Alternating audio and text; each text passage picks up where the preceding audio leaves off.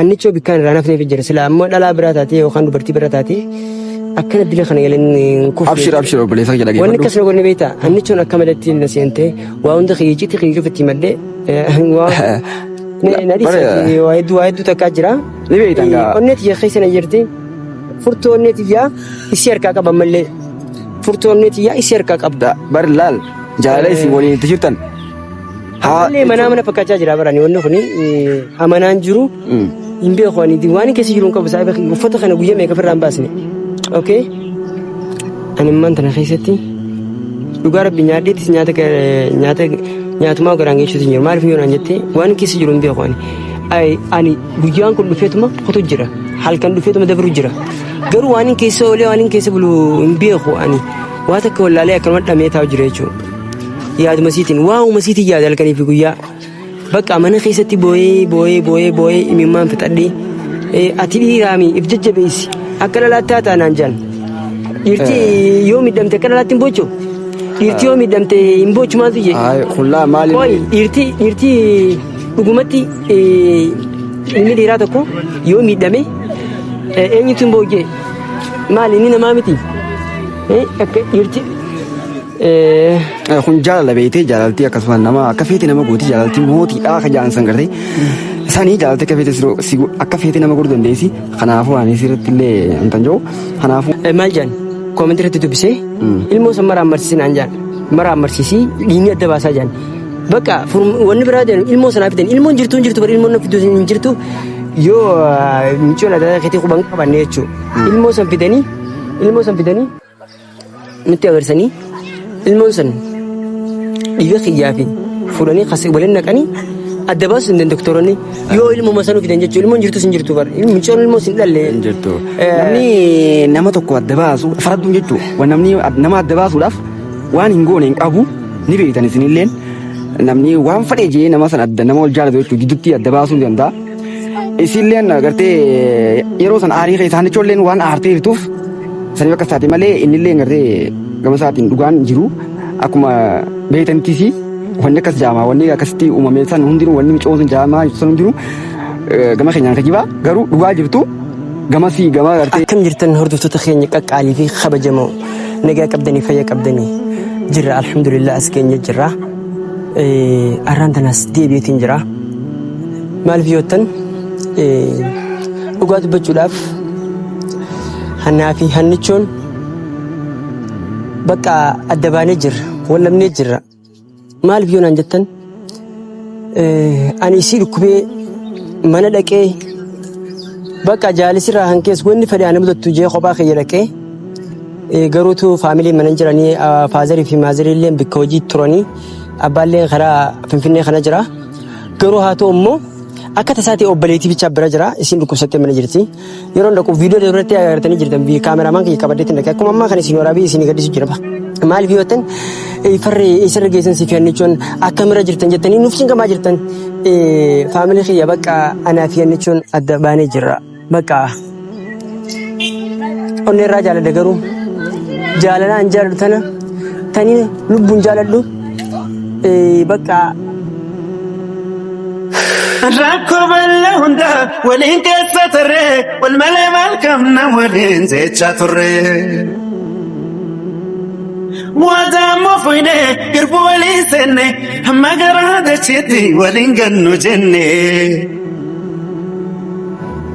San hundi hanqattee abjuudhaatti haftee magaaltiyya qalloo duudanaatti galtee. Annan dhiifne yaadni kee hoggayyuu yaadaan si faana badaa. Annan dhiifne yaadni kee hoggayyuu yaadaan si faana badaa. Angoodaan isa seenaa nadhi taate si dhabuu. Dhiifama naa godhaadha. Maaliif seete? Dhiifama naa godhame faamilii. Biyya waa'ee gama kanaa kaasee bakka miira keessaan galaa.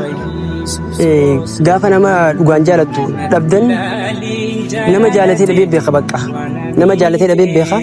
Kanaafuu jaala keessatti miidhamuun ni jirti.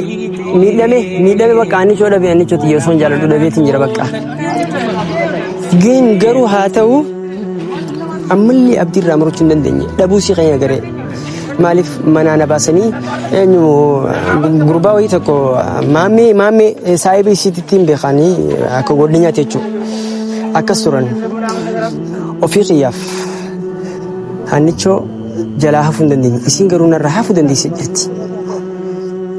Hannichoo yoo viidiyoo kana agarte inni agarta jeetii yaada hannichoo please an sin mararu hannichoo tiyya baay'een si jaaladha. Baay'ee si jaaladha. Onneetu keessa jirta. Hannichoo please ani na dhiistee deemtus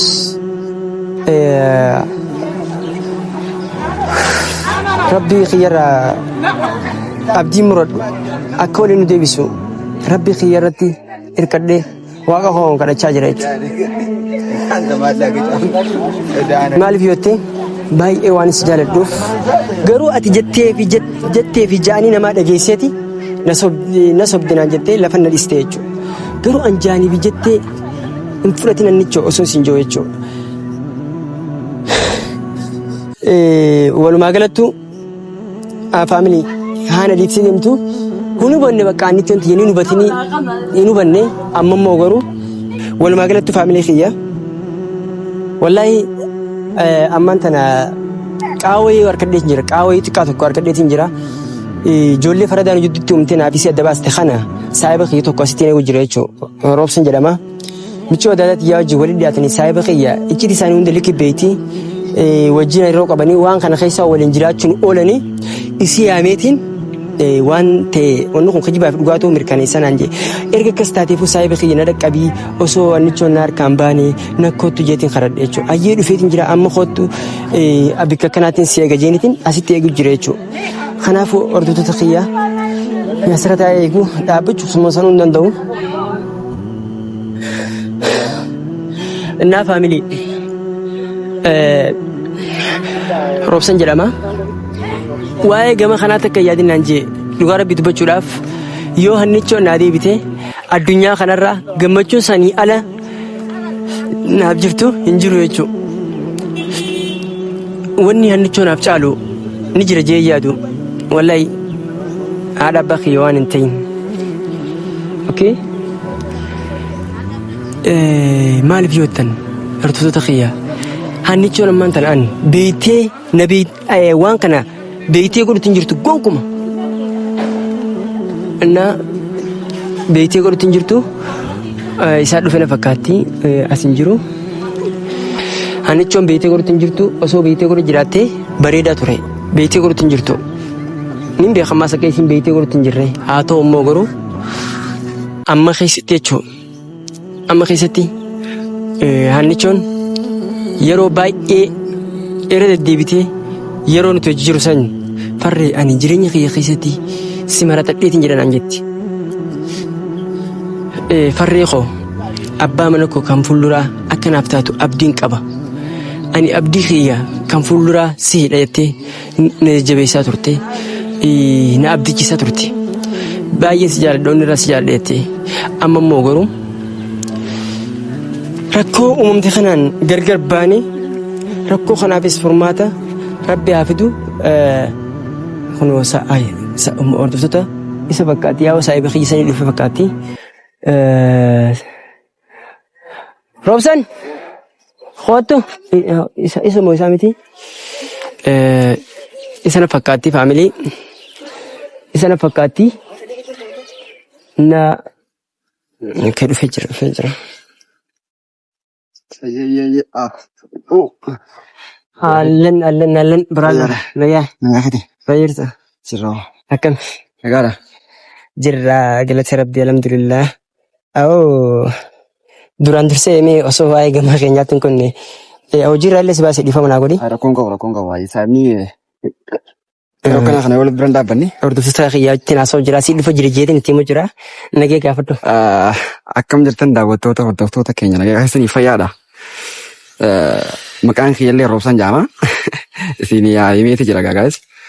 Kanaafuu warraan tana waan takka gama keessan illee na durallee isin dhaamaa jira. Akka annichoo wajjin choo na dadaa keetii saayibban annichoo warra annichuutti anaaf annichuutti farada uumisan kaa michoo guddoo fi tajaajilati turtisan walitti dhiyaatanii marii kana keessallee waliin jiraachuun oolanii maaliif yeroo baay'ee wajji galanii jettee miqa. Anis jalqabumaa viidiyoo gaddifamaa jiru nagarreeti. Argan jira. Silaa duuba dursitee naa rakkina kana keessa jiru waan kana osoo qabdu yaadattee natti himu qabdu turte asuma hankuma kana nutti eeguun qabdu turte. Dhiyoo tana qophiitii ta'een hojiidhaaf jecha fagaadhee malee suma faanaan jira ilaalaan jira viidiyoolee beekte hedduu takkaallee viidiyoo sallaalee itti naaraa ture. Amma garuu dhufeetiin jira rakkoo jirtuuf gartee furmaata yoo barbaanna waan sanillee gammaa gartee uummata isin gidduutti waan taane uumeessan jettuudha. Saayiba kiyya roobse maal sitti beektaa? Annichoo baay'een jaaladha. Naaf gala.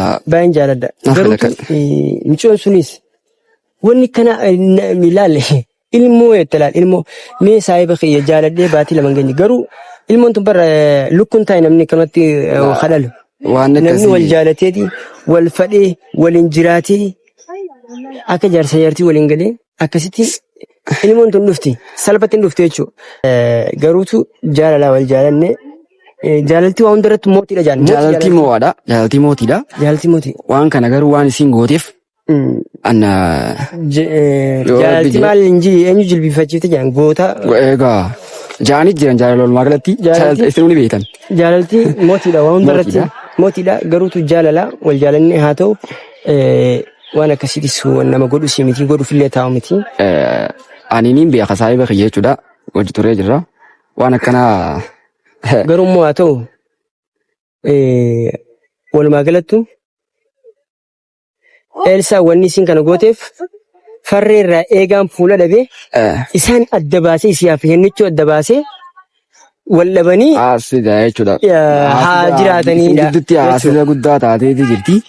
Garuutu dhugaan jiru beektaa hin hafu. Amma michoo sana ammaan tana dubbistee yoo dhugaa taate wanti kun yoo ilkeetti akkasii beekte jechuudha yoo marii isaanii wal quba qabatte yoo wal quban qabaannes. Michuu waan saniin sirriitti qoradhee sirrattuu dhugaan jirtu ni baanarra dhiiseetti san anaaf fixaa waan jiru michoo san sirriitti hin gaafadhaa waan akkas taateef waa malee bartee akkas hin taatu garuu waan gooteef illee sirriitti deemnee. Nin gaafadha michoosan karaa michoosaniitiin jechuudha. Kanaafuu ittas gabbaayii keessaa bahee abshir siifi annichoo walitti deebi'uu teessan nafu. Nis waa walitti deebi'uun qabnu. Nafu naamani nafu walitti deebitan siifi annichooni. Abdiin irraa murtee jirti. Namni waloluu waanuma jiru namni nama jidduu seenee garuu namni lama wal jaalatu jidduu seenee lafatti hafuun isaa waan nafu gara fuulduraatti isin wal qabatanii akka yaatan abdiin qaba. Namni gartee isin jidduu kana faradaa gama lamaan isin wal dheekun lafatti hafa. Kanaafuu isinis gaafa dhugaa jirtu bartee iftuu deebitee akka dhiifama gartee akka deemtee guyyaa viidiyoo hanga manaa deemtee waraabdee wantoota sun akkasumas agareen jira. Isinillee gartee akka waan jiru kana dhugaa kana bartee gama kee deebitu abdiin qaba. Yaadini ati inshaallah fuulduratti jechuudha michoo gaafadheetan qoradhee dhugaa jirtu irra geenyaa jechuudha ulmaanuun. Hordoftoonni illee maal jiru jiran hordoftoonni keenya illee maal jiru jiran dhugaa rabbi yaadni isaanii sana amma sirri naatee jira yaadni keessa naatee jira hordoftoota keenya qaqqaalii fi kabajamoo maal jaan koomentii irratti dubbisee ilmoo san mara ammarsiisin aan jaan mara ammarsiisii dhiinni adda baasaa jaan bakka wanni biraa jedhu ilmoo sanaa fidan ilmoon jirtu bara ilmoon na fiduu hin jirtu yoo michoon adda keetii quban qabanne jechuudha ilmoo san fidanii nutti agarsiisanii ilmoon san dhiiga kiyyaa fi fuudhanii waliin naqanii adda baasuu hin danda'u doktoroonni yoo ilmoo sanuu fidan jechuudha ilmoon jirtu sin jirtu bar michoon ilmoo sin dhalle. Namni nama tokko adda baasu faradduun jechuudha namni nama adda baasuudhaaf waan hin goone hin qabu ni beektan isinilleen namni waan fadhee jee nama san adda nama wal jaalatu jechuudha gidduutti adda baasuu danda'a. Isinilleen gartee yeroo san aarii keessaa nichoolleen waan aartee fituuf sanii bakka isaati malee innillee gartee gama isaatiin dhugaan jiru akkuma beektanittis wanni akkas jaamaa wanni akkasitti uumamee san hundinuu wanni micoon sun jaamaa san hundinuu gama keenyaan kijibaa garuu dhugaa jirtu gama gartee nama akkasitti waan san uume san biraas ta'inee dhugaa jirtu ranni keenya jeetii yaada gama kiyyaanii kanaafuu farree homaa yaadin akka dureenitti jaalalami'aa san itti fufuu keessaniin akkana arkaa jira Kanaafuu maa yaadini ati abshir irraa ni geenya jeeti yaada. Anuma jajjabeessu jette malee bar waa wal dabaree bar ni beektaa. Hin dabaruun siin jee ni tura malee namni adda bahu namni waloluun ni jira akkuma wal jaalatan sanitti adda bahuun ni jira. Kanaafuu ati addaan hin baane namaa isin gidduu seene faradduu sana keessaa baasuu qabdani. Biyya obboleettii isaatiif mucaan saayibakii jettee deemtuun yuutuuba chaanala isaarratti yeroo baay'ee Amaariffaan dalagaa. Maamee dirree yuutuuba isaa jalatti wanti piin isiniif hin godha koomentii irra jira kun walitti qaalaala. Piin as jala isiniif kana gattu qaati ilaalame viidiyoo san uumama isaan jiran jechuudha. Mucaan sun ani ifiif jaalachuu deemaan isaa wallee hin beeku saayiba jee bakka I don't know. Akkalee qabeetii obboleettii biratti garuu obboleettumaan kabaja malee lubbuun dheeyinaan jettee yeroo sanuu isuma sanuu. Abshiraati amma. Namni kamitti qabee ol na fuudhee akkasitti namni. Enilis. Innummaan sanuu yaadni isaan hangalee jechuudha maammee baanaan san jechuudha. Yaadni isaan hin galleen. Isinillee gaafa takka dhugaanii barti beekte. Ati isirraas ilaalin isarrallee ilaalin maaliif? Saayimni kaayisii uummata kan daranii naafisiin akka adda baanu godhu jiru jechuudha gargaaru jiru. Garuu yoo rabbiin adda baatan jee malee adda baanu ni beektaa abbaan fadhee. Kana beeki. Garuu yoo rabbiin adda baatan jee adda baanu. Namni tokko hagisee wal jaalatte adda bahuunis akkuma laal walollis akkuma jiru osuma jiruuti adda bahuunis ni jira. Ati kana beeku qabda garuu isin amma dura adda hin baane walitti deebi'uun keessan hinaaf maaliif dhugaa jirtus isinis ni barti. Nuti dhugaa jirtu waan beenuuf isillee barsiisuudhaaf hangam takka ni haalla maaliif warra ta'e isin gartee akkas godhesan deemnee waan jiru ol yaasnee isin jechuudha.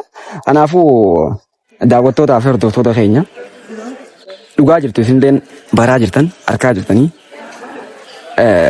kanaafuu waan jiru viidiyoo itti aanutti jechuudha. Dhugaa jirtu finnee dhufna akkasuma miifarree. Dhugaa jirtu rabbi naa baasu dhugaa rabbi naa baasu silaa dhugaan ni qallatti malee hin cittu jaanii. Kanaafuu amanii ati beekte. Sinummaa akkasuma akkas jeetiin abda addaa maaliif ifitti amantummaa waan hin qabuuf annichoo bikkaan irraa nafneef jira silaa ammoo dhalaa biraa taatee yookaan dubartii biraa taatee akkana dilee kana galan kufu. Abshir obboleessa kee dhageeffadhu. Wanni akkas na godhani beektaa annichoon akka madatti na seentee waa hunda xiyyeechitti xiyyeechuuf itti maddee waa hedduu takkaa jira. Ni beektan gaa. Onneeti keessana jirti. Furtuu onneeti yaa isii harkaa qaban malee. Furtuu onneeti yaa isii harkaa qabda. Bari laal jaalala isin waliin itti jirtan. Ammallee mana fakkaachaa jira barani wanni kuni amanaan jiru. Hin beeku ani waan keessa jiru hin qabu saayiba uffata kana guyyaa meeqa ofirraa hin baasne. Okay. Abshirati uumaa waa takka yaadii wallaahi siqinaan jira waan hundaanuu siqinaan jira. Waa takka yaadiniiti hanga danda'ametti. Viidiyoo dhugaa jirtu saniin dhufuudhaaf viidiyoo kana jechuudha. Viidiyoo hanga dhumaatti laalaadhaa daawwadhaadha. Kan dabaree laalaadhaa warri ilaalan jechuudha. Dhugaa jirtu gaanii ba'a viidiyoo itti aanuuf abanneeti dhufna. Kanaafuu. Amma akkamiin jetti. Michuu adaadaa keessan ammaan tanatti dhee namoonni dawwaltaaf moo akkamiin. Galgala dawwalee tafan boru qaaxoroo wanta qabsiisa. Amma qabnu. Boruun beellama qabsiisa. Arratti galgala dawwalee tafin boru beellama qabsiisa. Ammaan tanatti dhee deemnee laal amma taasisu fadhaa bara. Rakkoon qabu ati naannaa fixaati ati galgala ni fixa galgalatti dawwalaa fi boru kan beellama yookiin ganama sa'a booda godhi yookaan goona.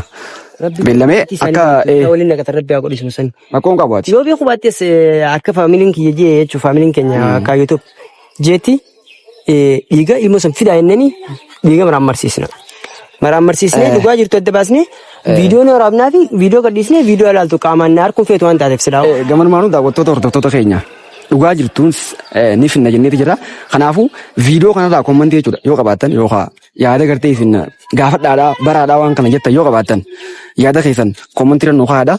Kanaafuu dhugaa jirtu baasuudhaaf dhufeetiin jira shibiraan jira waan akka wanta keessaa bahi bakka akka duraanii fataa jeeti abshiira walitti deebitaan jechuudha teetii wajjinaa.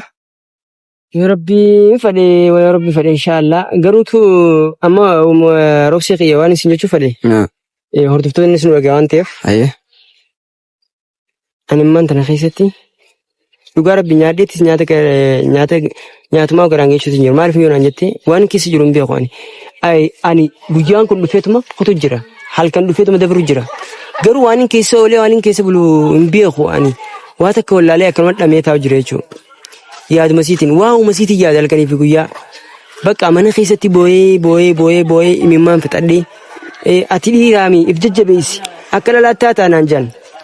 Dhiirti yoo miidhamte akka lalaatti hin boochu. Dhiirti yoo miidhamte hin boochu maaltu jee? Qullaa maali? Qoy dhiirti dhugumatti inni dhiiraa tokko yoo miidhame eenyutu hin boo'u? Maali inni namaa miti? Akka dhiirti kun jaalala beekte jaalaltii akkasumas nama akka feete nama gooti jaalaltii mootiidhaa akka jaansan gartee sanii jaalaltii akka feete akka feete nama godhuu dandeessi kanaafuu ani sirriitti illee amtan jiru kanaafuu walitti deebi'uun keessanaaf garaati akkanan ta'in xiqqishoo akka dhiiraami of jajjabeessuu qabda sii galee kanaafuu abshiirraati yooma yaadin hanqaan hin daamite siqinaan jira waan gartee kana isin adda baase kanaas baruudhaaf illee ta'a inshaallah fuulduratti viidiyoo itti aanu jechuudha dhugaa jirtu finni hawaasa keenya biraan gahuudhaaf qophiidha kanaafuu hanga dhuma sagantaa keenyaa kanatti jechuudha ittiin ilaalaa jirtan yaada keessan gartuu nu haadha walitti deebiina viidiyoo kaanii. Hordoftoota keenya du'aa nuuf godhaadha. Naaf yaannichoon rabbi waliin nu adeebisu rabbi walitti isin adeebisu nuun jaame amiin jenna du'aan keessa illee haqee baluun beekuu rabbi nuuf qeebala waaqa irraa abdii qabnaa du'aa nuuf godhaadha. Amma haramanaa deemna.